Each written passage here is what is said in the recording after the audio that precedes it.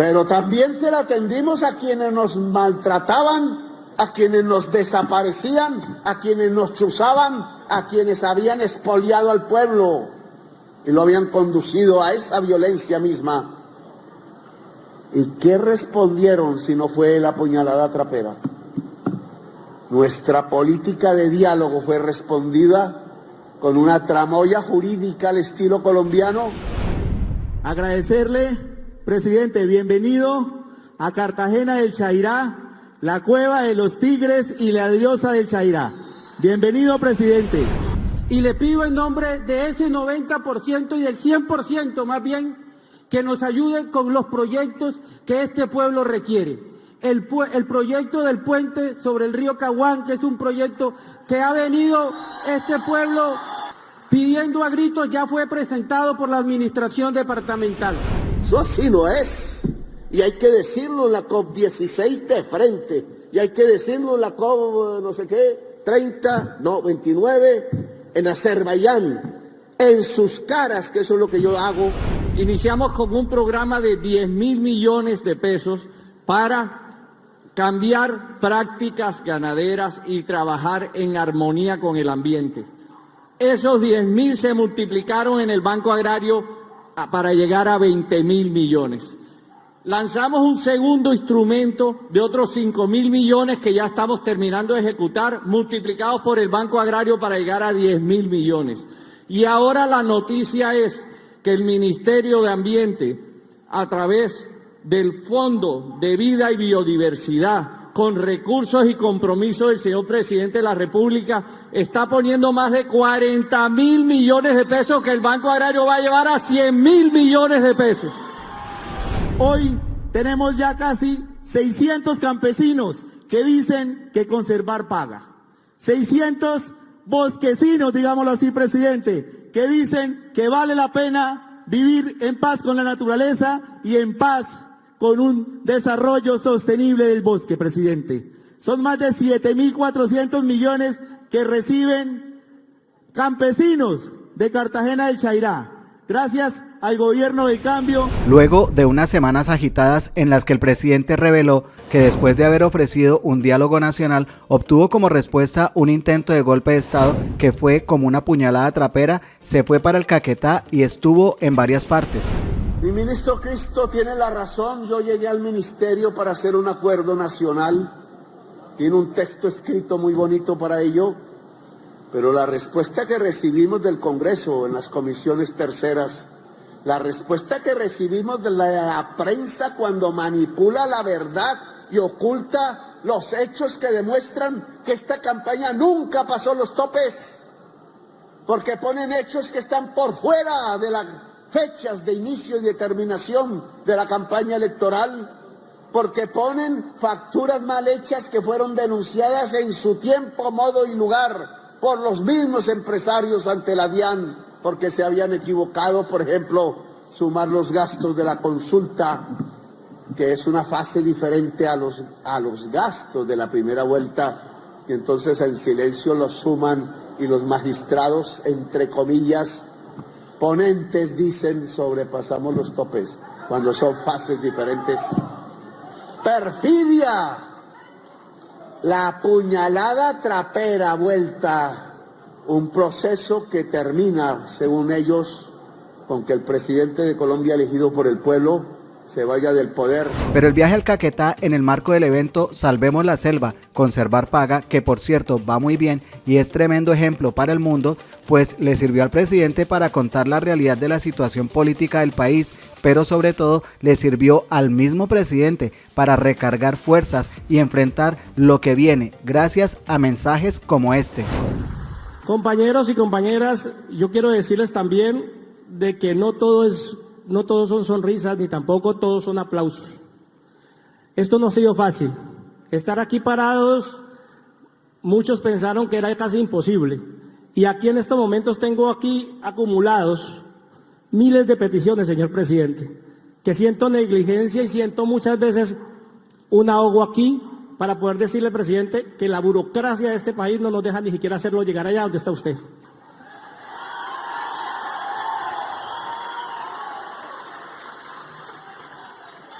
Pero, señor presidente, aquí están los gremios, aquí están todas las personas del común con ganas de tener aunque sea un minuto para decirle a usted todo lo que siente.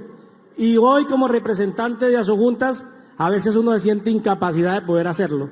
Pero quiero decirle, presidente, espero poder tener la oportunidad no solamente de estrecharle la mano, sino de tener la oportunidad de poder entregar, sin tanta burocracia, las verdaderas necesidades de Cartagena del Chairá. Las verdaderas, las que realmente necesita el pueblo. No me puedo extender, no tengo sino este límite de tiempo porque es parte del protocolo del presidente de la República y eso lo respeto y vamos a respetar porque votamos por usted, porque Cartagena del Chairá fue la mayor votación en el Caquetá. Presidente, fueron más de 7.000 votos que votaron por usted aquí en Cartagena del Chairá. Y decirle que lo pusieron no solamente nosotros, todos los que están acá, señor presidente. Quiero decirle y agradecerle, señor presidente, con todo el corazón decirle que estamos aquí presentes en pie de lucha y esperamos que realmente los programas que vengan para acá sean realmente de la mano entre comunidad y gobierno nacional.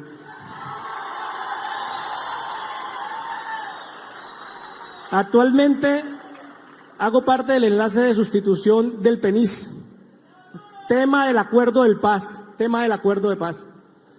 Y queremos realmente que esa plata del acuerdo de paz, esa plata de sustitución de esa gente que hace 7 años creyó en esto, hoy en día se quite tanta traba y que realmente le pague a la gente como se debe.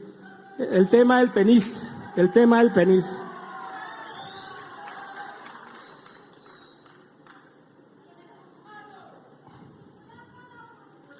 Presidente, hay algo que es muy importante acá y es que necesitamos realmente saber de usted, escuchar de usted realmente cuál es realmente el papel que juegan las instituciones con el gobierno nacional. Nosotros estamos cansados, señor presidente, de que toda solicitud, toda petición por parte de las entidades que hoy en día están dentro del gobierno hacen un plan tortuga para nosotros avanzar. Hacer un plan tortuga.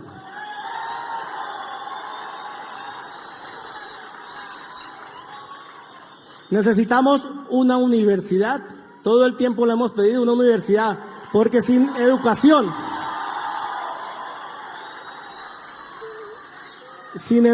señor presidente, lo que necesita este pueblo más que cualquier otra cosa es educación. Porque necesitamos formar la gente para este y para otros gobiernos, señor presidente. Hace dos años, señor presidente, hace 2 años firmamos aquí el acuerdo con la ministra Susana Mujamá en este mismo sitio. Muchos no creían y muchos fueron incrédulos en decir, ¿será que sí el gobierno va a venir? Y hace 2 años le dijimos a la ministra que íbamos a ser uno de los municipios ejemplo. Hoy tenemos más de 2.000 familias que confiaron en la palabra del gobierno y en estos momentos se inscribieron al programa Conservar Paga. Y quiero decirle, señor presidente y ministra Susana Mujamá, ministra de Agricultura, que me alegra mucho que esté acá, porque sé que está llegando la gente a pie. No es fácil, presidente, la tarea que usted tiene. Y no es fácil porque para nosotros no es fácil estar aquí lleno de nervios. Imagínese para usted, presidente, que son más de 44 millones de colombianos. Pero quiero decirle, señor presidente, que vamos a estar aquí firmes, cueste lo que nos cueste, sea lo que sea, aquí estamos firmes. Muchas gracias, señor presidente.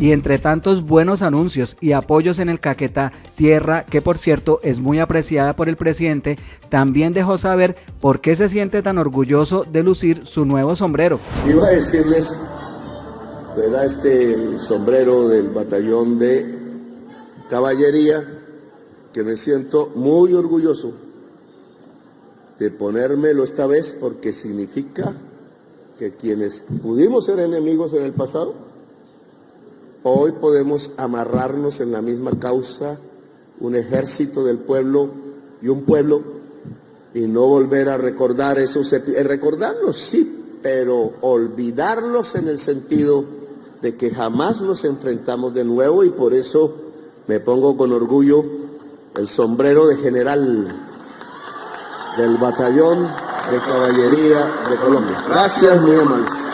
Poco a poco, el presidente Petro viene consolidando nuevamente su respaldo nacional, y ustedes ya saben que aquí nos gustan los refranes, así que cerremos diciendo que al buen entendedor, pocas palabras. Veamos qué más dijo el presidente. Voy a contar algunas historias que no he contado, no las he escrito, no, por ahí deben andar,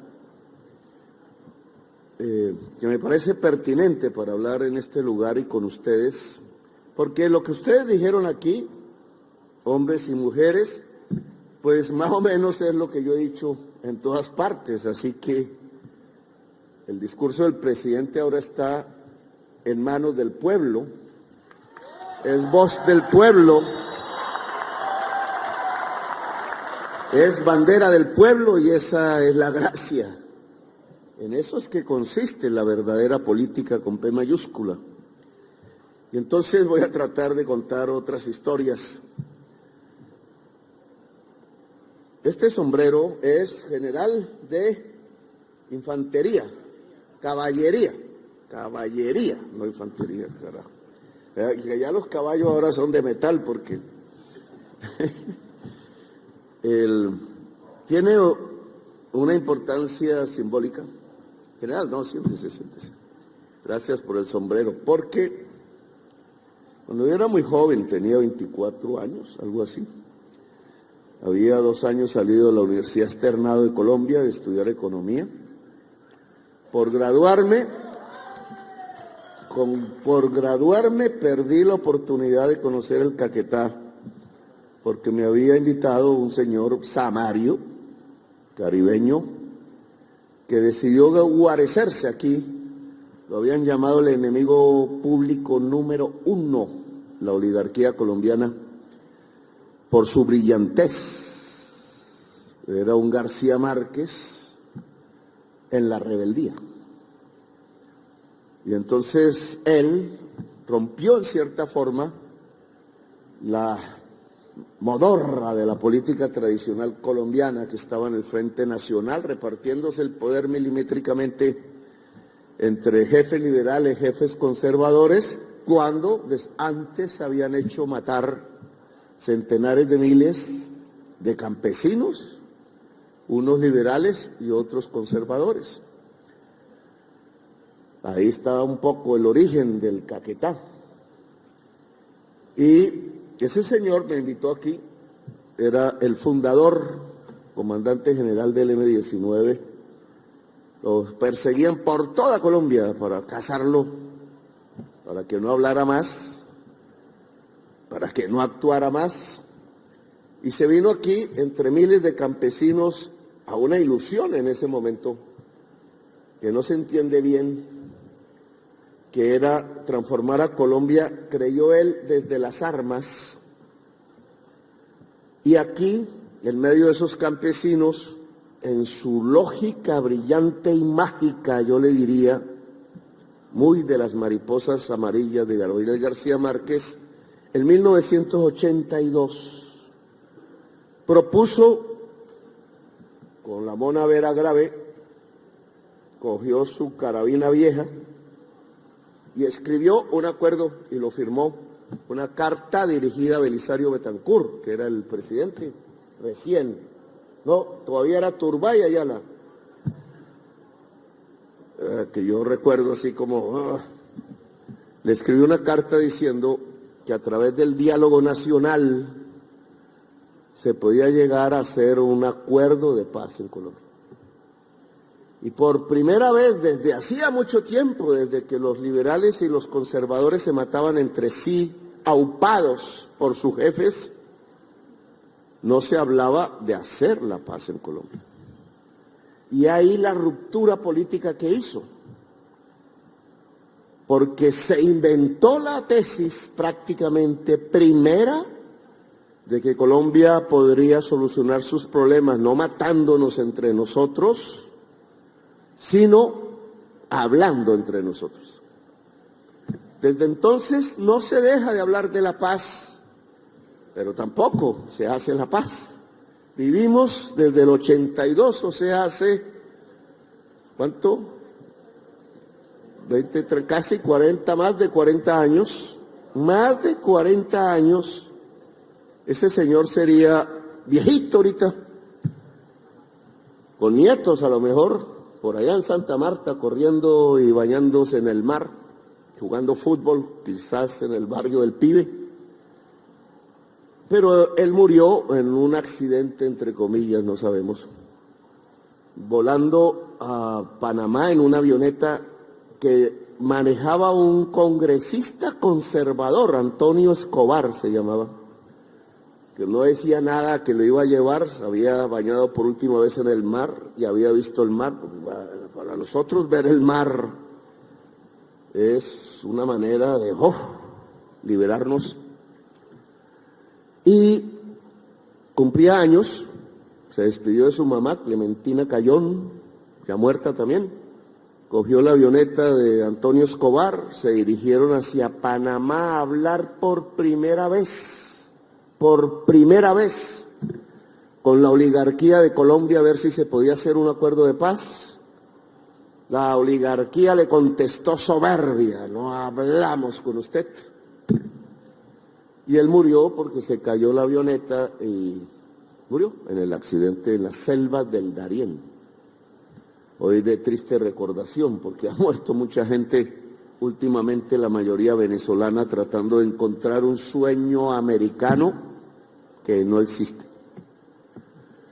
Bueno, ahí no pude conocerlo porque yo me graduaba y preferí graduarme que venir.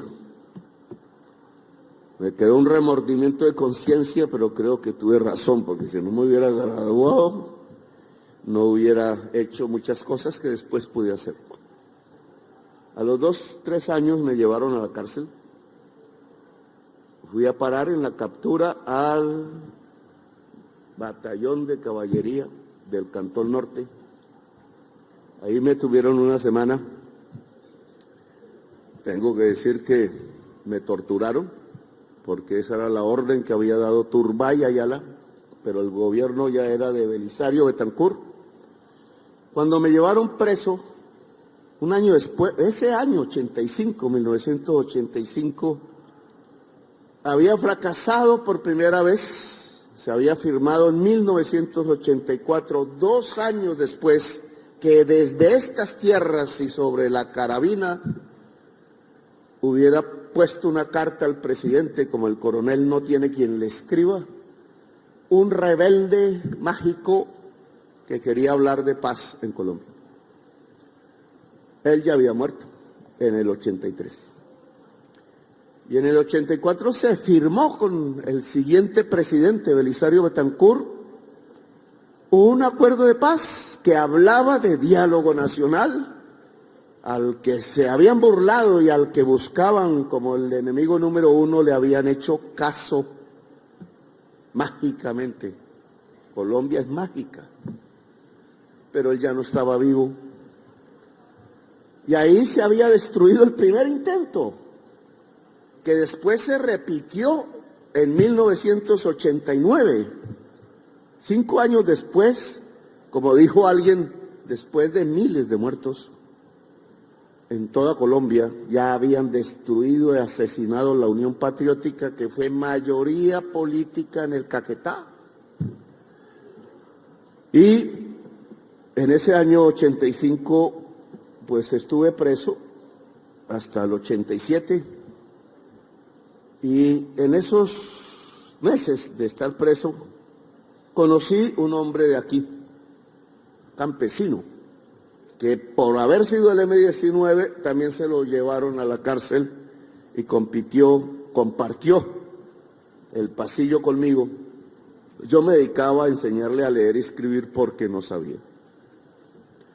Ya era viejo, él mucho más que yo, él tenía como 40 y pico, 50, yo tenía 24. Pero yo sabía leer y escribir y me gustaba enseñarle a leer y a escribir a los presos. Y más, pues a mi compañero que me conoció, Tirso se llamaba, o se llama, campesino y al final capitán del M-19, él aprendió a leer y a escribir. Y después de eso, cuando fuimos libres, me lo volví a encontrar en el Tolima grande.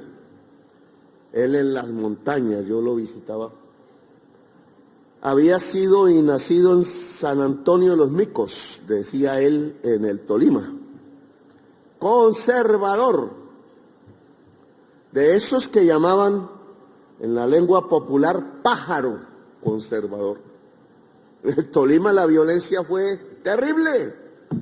Todavía yo leía los libros tratando de decirle a mis compañeros cuál era la historia de las montañas por donde caminaban y del pueblo con el cual hablaban y del cual decían representar. La cordillera, la serranía de Calarma. Ese fue uno de los sitios. Para arriba y para abajo, para arriba y para abajo. De un lado del valle, del otro lado del valle. Allá queda Ortega, por ejemplo, y Rovira. Y él me contaba, y yo les leía otra vez en las noches, la historia de Calarma y del Tolima en la violencia de alguien que fue el Chispas. Años, y de unos que se volvían comunes y otros que se volvían los limpios y se mataban entre ellos. Y después se juntaron, pasaron la cordillera oriental y llegaron por acá, al Meta primero.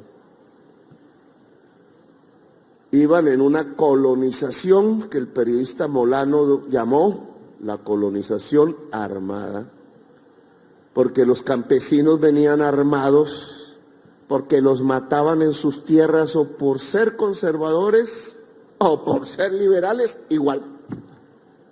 Una historia triste que da origen a nuestra historia contemporánea. Nacimos en medio de la violencia.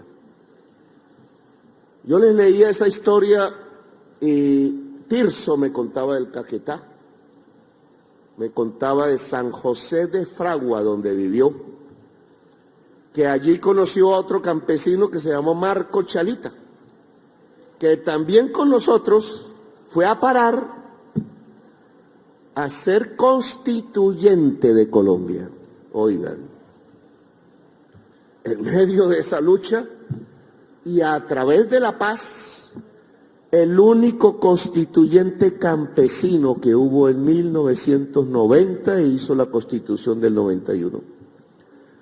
Y él quiso defender en la Constitución el derecho del pueblo campesino, que quedara escrito. Eso lo hemos logrado hasta ahora, medio, hasta ahora. Marco Chalita no pudo porque era minoría, incluso sus propios compañeros no le entendían la importancia, porque eran urbanos, eran de la ciudad, leían libros, habían salido de la universidad, eran un poco creídos, y como habían sido protegidos por el campesinado porque nos ayudaron, de pronto se les fue olvidando el campesinado. A Marco Chalita no. Él murió ahí tristemente porque se cayó en una piscina, se pegó en la cabeza y nadie lo llevó al hospital. Y así murió el constituyente Marcos, oriundo. Él fue el jefe presidente de la ANUC Caquetá, Asociación Nacional de Usuarios Campesinos. Y yo ahora recuerdo todo eso, a Tirso, recuerdo a Marco Chalita, recuerdo a Beinman, recuerdo lo que ha significado el Caquetá para nosotros, la cobija, el cobijo. Cuando ya nos iban a extinguir, cuando ya habían dicho que se acababa ese enemigo público, que ya estábamos derrotados, nosotros hablando de paz y de guerra, terminamos aquí cuidados por la mujer campesina y por el hombre campesino que por miles entendió que lo que buscábamos nosotros era justo. Y nos llevamos ese campesino del Caquetá, uno en mi corazón, Tirso, que él vio firmar el acuerdo de paz. Les voy a comentar que allá se firmó en el Tolima y después nos esperamos un año en el Cauca, Santo Domingo, y después salimos a ver si transformábamos el país pacíficamente. Otra magia que ahora estamos viendo si se puede, si se cumple de nuevo la ilusión, si Colombia puede cambiar pacíficamente y no matarse entre sí. Y estas historias las he hecho porque creo que se define esa ahora.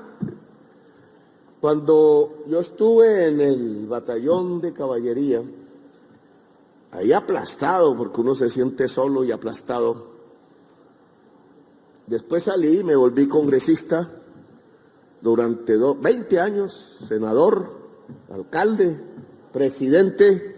Claro que hubiera tenido el poder para esculcar los archivos y mirar el nombre de quienes me torturaron en ese momento. No quise hacerlo nunca, nunca, y no lo haré. Ya deben ser abuelitos también, supongo, no se han muerto por ahí con sus nietos, se recordarán de mí, eso sí. Pero creo que precisamente en honor de eso que pasó en aquella época, de que habíamos propuesto la paz a través de un diálogo nacional, de que habíamos invertido todo el esfuerzo haciéndola para después ser la fuerza mayoritaria de la constituyente en 1991, gracias al voto popular de nadie más, y que habíamos derogado la Constitución de 1886 con su estado de sitio y con sus consejos verbales de guerra que juzgaban sin garantías a la población civil, que decía basta, y que hicimos la Constitución de 1991, y que solo hasta ahora le metimos la palabra campesino, que no tenía la Constitución del 91. Había sido la mayoría de la población, que nosotros todos venimos de campesinos, la mayoría, hay unos de cuna de oro, pero la inmensa mayoría de todos nosotros, generales, soldados, profesores, políticos, no sé usted, compañero Samario, alcalde, yo por lo menos, pues yo no tengo un apellido raro que viene de Italia, no existía ni Italia por allá cuando llegaron por aquí, a Córdoba, pero yo no vengo, ellos eran campesinos en Italia, tuvieron por el hambre que había allá en ese entonces, que venirse a Colombia, y se enamoraron de Colombia y se quedaron y siguieron siendo campesinos, no fueron terratenientes. Todos, casi todos, casi, hay un grupito que se cree aristócrata de sangre azul, que no son de sangre azul, son hijos de árabes y de conquistadores que hicieron tropelías en estas tierras y se mezclaron. No hay sangre pura, no hay sangre superior, no hay sangre azul, hay sangre del pueblo, sangre plebeya, sangre democrática, como nos enseñó el libertador Simón Bolívar. Eso no lo han entendido, y por eso entonces no aparece la palabra campesino hasta el año pasado, en el año 23, no aparece la palabra campesino en la Constitución, y entonces uno entiende por qué de tanta guerra. 75 años de guerra donde los que mueren son los campesinos, campesinos civiles, campesinos guerrilleros, campesinos militares, campesinos. Allá arriba no muere nadie, muere el pueblo en la guerra, en la trocha, en la montaña o en el llano, a veces en el mar, como tocó a varios de nosotros. Muere el pueblo en la guerra. En la guerra ganan algunos, pocos. En la truculencia, en el desorden, en la desilusión, en la desesperanza, ganan las mafias. Y ponen al pueblo a matarse con el pueblo, mientras ellos se llenan los bolsillos de oro sucio. Ponen al negro a matarse con el negro, como sucede en Buenaventura, como sucede en Tumaco, como sucede en Quibdó. 2 semanas, señores directores de la policía, 2 semanas y van 10 jóvenes negros muertos. Muertos por otros negros, jóvenes, pobres, bajo una ilusión que es volverse rico, estúpida. Entre lentejuelas yo te amé, decía la canción de Charlie Chaplin, las lentejuelas no permiten nada. Así nos engañaron con los espejitos. La mujer indígena se miraba en el espejo y decía, oh, diosa, como aquí recordamos, y se creía un cuento que no era, y el guerrero hombre le daba celos y salía a matar al español y su lanza no servía, y eran conquistados y avasallados, y en cambio sí se quedaron con la tierra que era de la diosa, la tierra que era del guerrero campesino indígena, era de ellos y se quedaron con la tierra. Y así comenzó nuestra historia de la desigualdad. Así comenzó nuestra historia de no poder construir una democracia y de matarnos entre nosotros permanentemente, que es lo que le sirve a los dueños del poder. Razón tenía entonces desde las selvas del Caquetá el mágico del Caribe, Bateman le dicen aquí, porque era a través de la paz como se podía hacer una revolución, como se podía hacer una transformación, y dimos el primer paso en la Constitución y ahora toca dar el segundo paso para que pueda ser posible la ilusión que es que podamos transformar a Colombia en paz. ¿Cómo ahora?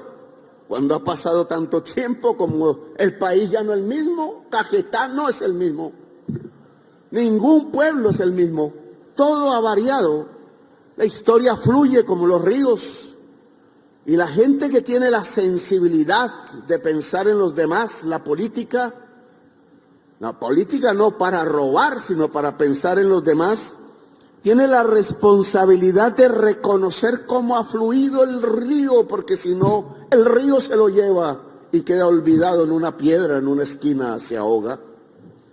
Conocer el río en su curso que cambia, que fluye. La historia es como el río, fluye. Decía el filósofo Heráclito, no se puede meter el dedo y tocar un agua y volverla a tocar después. Nunca, jamás. El agua cambia, se va. Pues ahora estamos en un río diferente, en el Caquetá. Y entonces tenemos que ver la buena política, la política para una vida buena, cómo nos comportamos. Y yo sé que estamos proponiendo una cosa difícil, muy difícil. Otra vez desde el Caquetá. ¿Cómo podemos ser más ricos, vivir mejor, tener una vida digna, tener una vida próspera para la familia, para la región, cuidando la naturaleza y no tumbándola? He ahí lo difícil. Porque esas generaciones de campesinos que venían espantados y con la carabina al hombro, de unas regiones donde de noche podía llegar en una cabalgata los jinetes del apocalipsis, los 5 jinetes de la muerte, quitando cabezas, sacando lenguas, reventando a mujeres embarazadas porque eran de un partido, porque eran del otro, quemando ranchos, quemando caseríos. Y entonces, ¿qué hacer? Unos para la montaña con la carabina, otros a otras regiones inhóspitas donde no se sabía qué iba a pasar. Muchos vinieron aquí al Caquetá. Y entonces vinieron y había selva. Y pensaron que había que tumbar esos árboles porque donde se sembraba el maíz o la yuca, donde se tenía unos cerdos, donde se podía tener las gallinas o poner una canoa, no sé cómo le dicen aquí, piragua, no, canoa. Podría, bueno, donde amarrarla para ir hasta el vecino o a la próximo pueblo que pudiera encontrarse lejos y así subsistir, porque en otras regiones nos mataban. Subsistir, vivir. Y ese que fue tumbar el árbol, resulta que el río que ha pasado nos dice ahora que si seguimos haciéndolo, se muere la humanidad y por tanto el Caquetá y por tanto Colombia. Y ahí, ¿por qué estamos aquí? Ya no estamos pensando en rebeliones, quizás en una rebelión contra la muerte. No estamos convocando a un ejército de armas, quizás a un ejército desarmado, mundial. Le llamo los guerreros de la vida. El mayor ejército del mundo tiene que formarse y su poder no son las armas, sino poder dirigir a la humanidad a una lucha frontal por la vida. Quizás soy uno de sus precursores, porque no hay otra razón y manera de que podamos vivir otra vez. Como antaño, vivir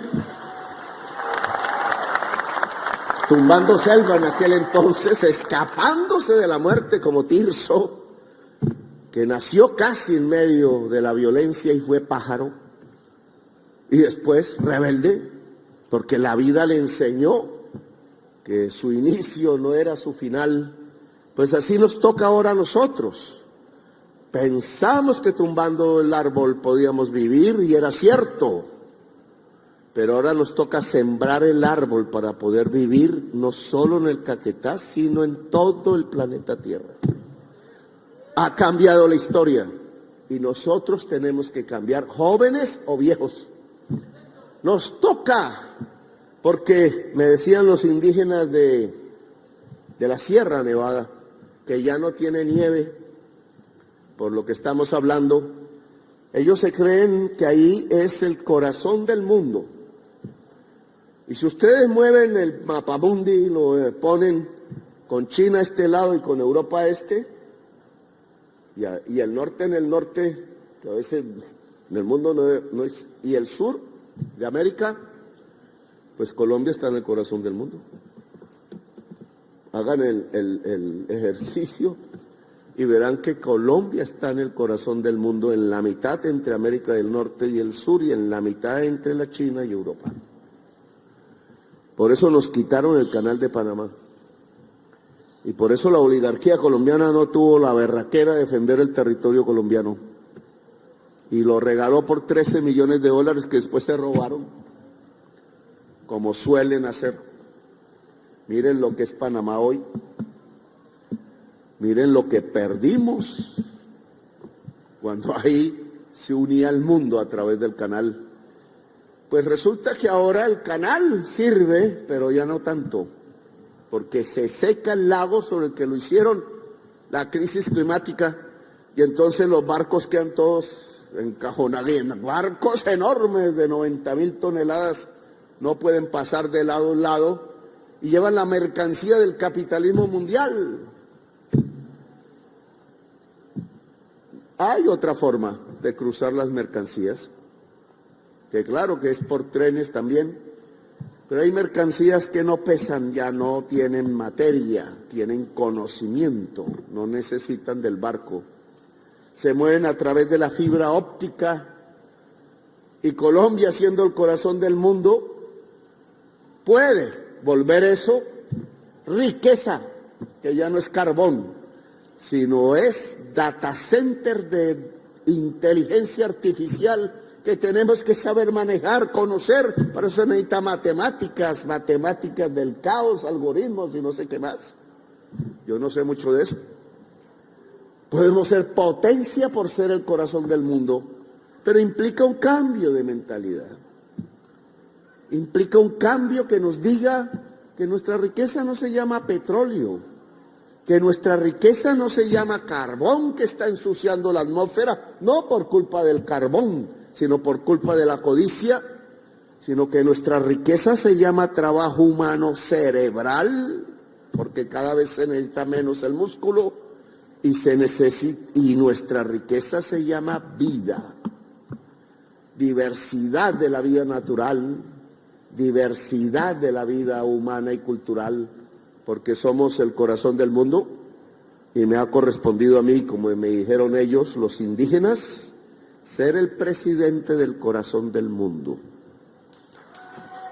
Entonces, podemos decir así, van a decirme mañana el caracol está loco, podemos decir como presidente del corazón del mundo que es el momento de cambiar un sistema económico mundial y apostarle a una economía descarbonizada que se llama una economía por la vida, sin petróleo y sin carbón y sin tumbar el árbol. Y Caquetá puede dar el ejemplo, a eso vinimos aquí, porque con esta firma que hasta ahora, y lo dijeron ustedes, es el comienzo, son 3 millones de hectáreas y ahí van, ¿cuántas?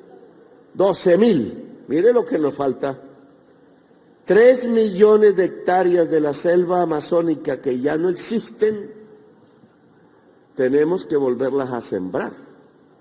Para que Bogotá tenga agua, no se ha dado cuenta el alcalde de esto.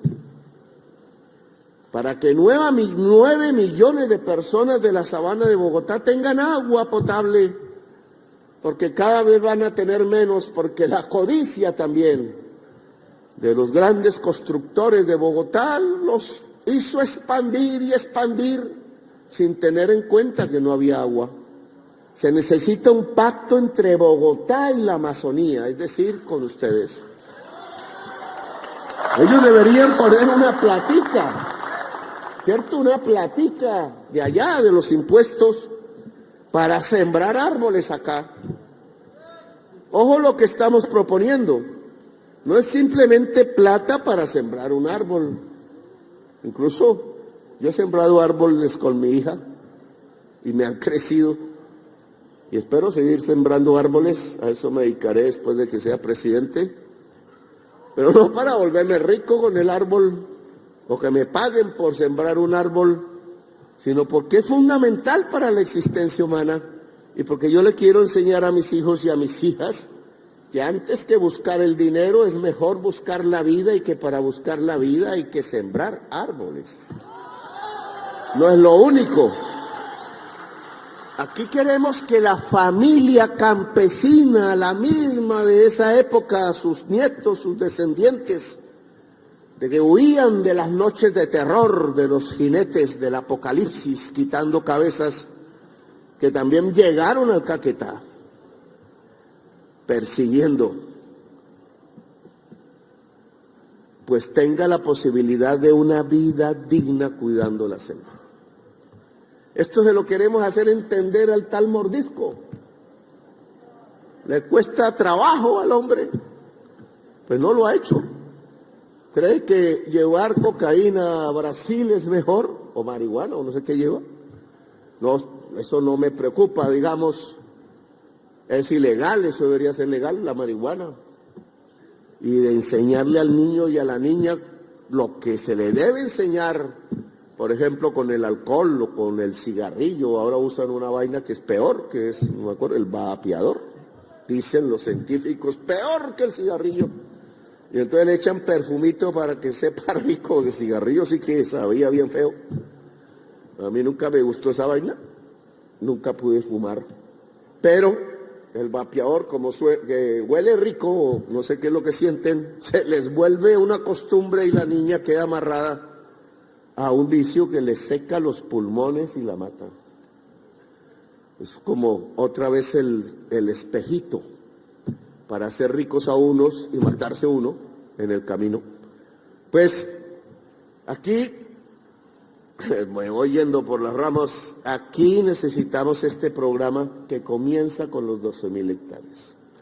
Es una muestra al mundo, no es una muestra solamente para el vecino, ojo. No es una muestra solo para la sociedad colombiana, ojo, que ojalá se dé cuenta de este esfuerzo y nos ayude. Bogotá necesita agua, el agua no volverá a caer, y eso quién sabe si llevamos la selva hasta la cordillera oriental. Y eso hay que saberlo hacer, porque si yo quiero llevar la selva hasta la cordillera oriental, paso por encima de miles y miles de descendientes campesinos que llegaron ahí huyéndole a los jinetes del Apocalipsis. Y entonces, ¿cómo coordinamos ambas cosas? No hay otra manera que hablando con el pueblo.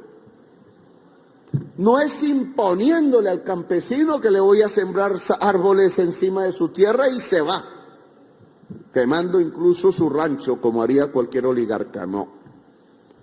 Tenemos que hablar con la gente que hay ahí, indígena, descendientes de los desplazados, excombatientes de la guerra, combatientes ahora de no se sabe qué, del business, toca decirles, los combatientes de la codicia, para que vean que es posible otra vida y que el Caquetá y la Amazonía tienen una importancia mundial para toda la humanidad.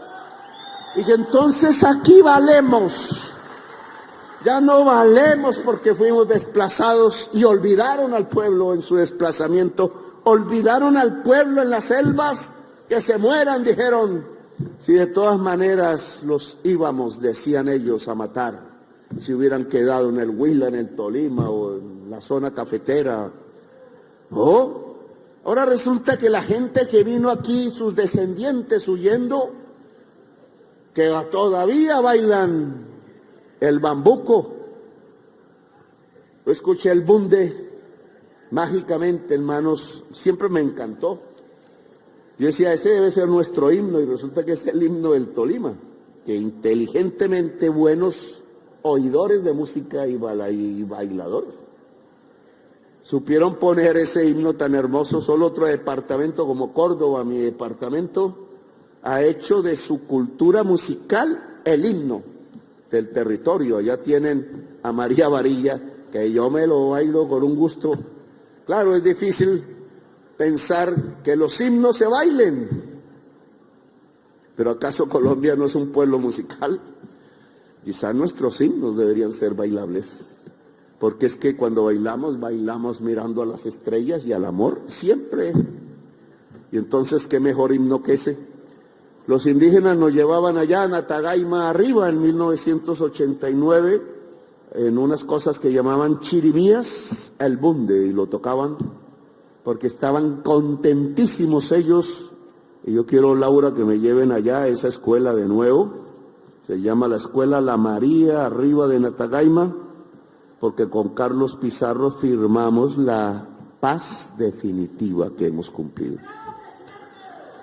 Y a mí me toca cumplirles a ellos y a ustedes, porque es el sueño de transformar a Colombia pacíficamente, sin matarnos. Entonces ese sueño se llama Selva, vida. Y este programa que comienza aquí es la primera campanada de la vida en Colombia en su economía. Y ustedes lo están dando. Y nosotros tenemos que hacer que eso fructifique, generarla, cuidar eso. Porque si eso se pierde, nos espantan los jinetes del apocalipsis, la gente, y lo matan o cualquier cosa. Se pierde la ilusión de toda Colombia y se pierde una ilusión fundamental de la humanidad. Aquí no veo embajadores. No sé si haya extranjeros, digamos, extranjeros gobernantes, porque significa que ellos tienen que ayudar. Porque ellos a veces son zongos, sorongos, morrongos. Y entonces sí, les salvamos la vida, y qué bueno, felicitaciones, nos ponen una medallita y nos traen un espejito. Y eso no es así. Les estamos salvando la vida a ellos, a sus hijos, a sus nietos, a sus descendientes, salvándola a todas. Estamos salvando en parte a la humanidad. Y eso tiene que tener una retribución. No es que vienen aquí a comprar petróleo a la lata y después decir que quieren una economía descarbonizada y que paguemos nosotros la economía descarbonizada cuando ellos están contaminando la atmósfera. Eso así no es. Y hay que decirlo en la COP16 de frente. Y hay que decirlo en la COP no sé qué, 29, en Azerbaiyán. En sus caras, que eso es lo que yo hago. Ya no me invitan a tanto, pero tengo que ir a hablar con todos los presidentes del mundo en Nueva York. Y allá hay un foro de dirigentes ambientales de todo el mundo con los que yo quiero hablar, que me han invitado, porque hay que decir la verdad en su cara, la cara del poder mundial. Dejen de matar niños en Gaza. ¿Qué ejemplo?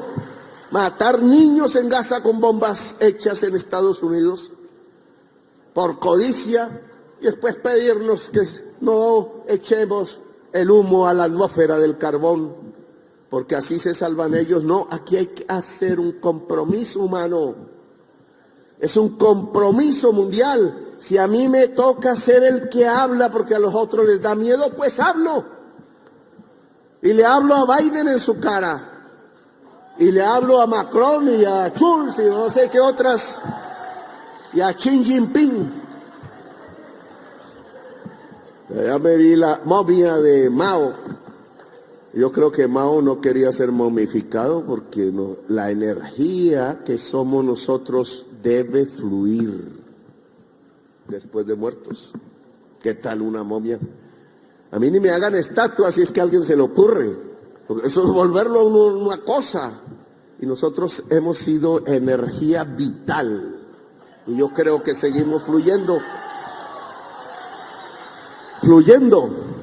Bueno, a todos ellos hay que decirles, hermanitos, o ustedes se ponen al lado de la humanidad, o la humanidad va a pasar por encima de ustedes, porque la humanidad no se va a dejar matar en masa.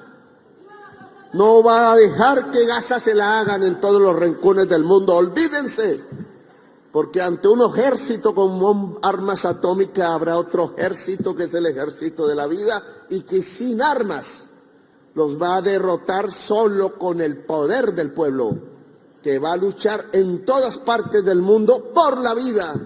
Y aquí estamos, la vanguardia, los primeros, las primeras, los guerreros de la vida, peleando en la práctica por sembrar lo que va a recoger de la gran polución mundial, de la gran economía capitalista para absorberla aquí. Y vamos a exigir que eso se paga. Así como pagaron por el petróleo o se lo robaron por allá en Arabia y en otros lugares, así que pagaron por nuestro oro, se lo robaron. Ahora el tesoro que en Valla está por allá en Madrid, porque un bobo oligarca se enamoró de una reina y entonces le hizo de regalito un patrimonio de todo el país, el tesoro Quimbaya. Que se enamore, enamórese. Pero ¿cómo va a regalar para enamorar la propiedad del pueblo? Acostumbrados a eso, que se quedan con la propiedad del pueblo, pues tienen que pagar también a nosotros, aquí a este pueblo. Y por eso se puede construir una economía vital, una economía que viva con la naturaleza para enseñarle al mundo cómo se hace. Pagar porque le estamos quitando el CO2 sembrando los árboles y por tanto le estamos garantizando la vida a sus hijos. Un pacto mundial que tiene como escenario la selva amazónica en Latinoamérica, en América del Sur. América del Sur. América del Sur no es el rincón del mundo. No es el sur, la última tierra, llaman. No, América del Sur es tierra de libertad. Al lado de los franceses y al lado de los gringos, levantamos la bandera de la libertad. Hablamos de república y hablamos de democracia. Y hablamos de libertad, igualdad y fraternidad. Lo que pasa es que se nos olvidó el mensaje de Bolívar porque lo asesinaron. No, ese mensaje está aquí vivo. Somos tierra de libertad y hoy somos tierra que puede ayudar a Estados Unidos a descarbonizarse. Si con nosotros hace el pacto de la energía limpia que aquí sobra Solo les dejo estos numerotes.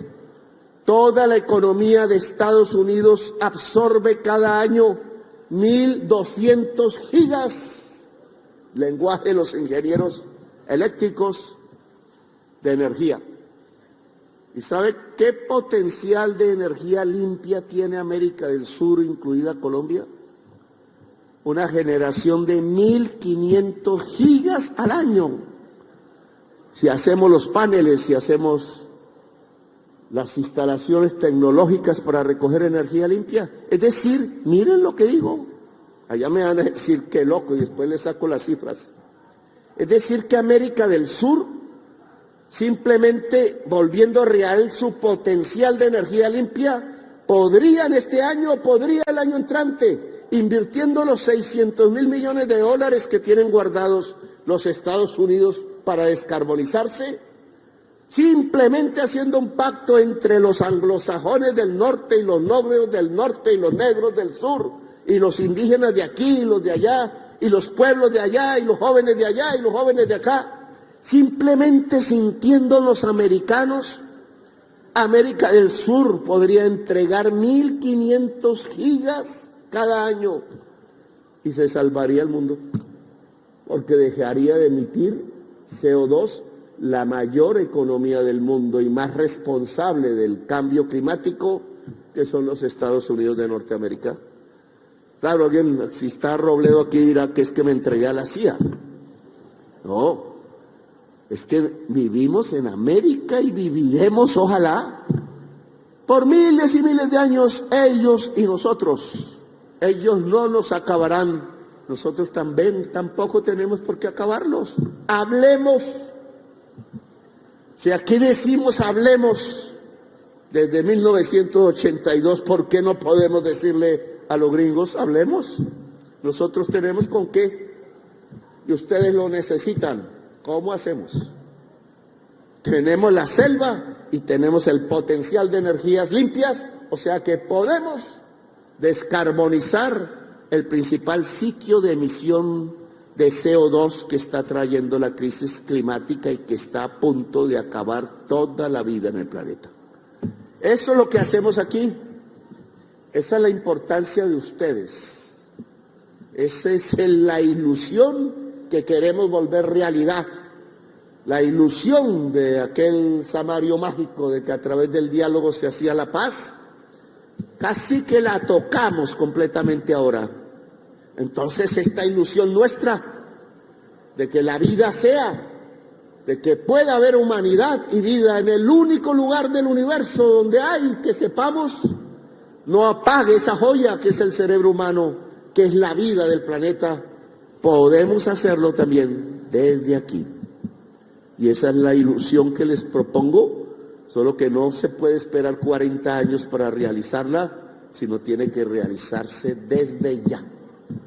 Amigos campesinos, campesinas y amigos del Caquetá, creo que tenemos un buen camino por seguir. Gracias, muy amable por haberme escuchado.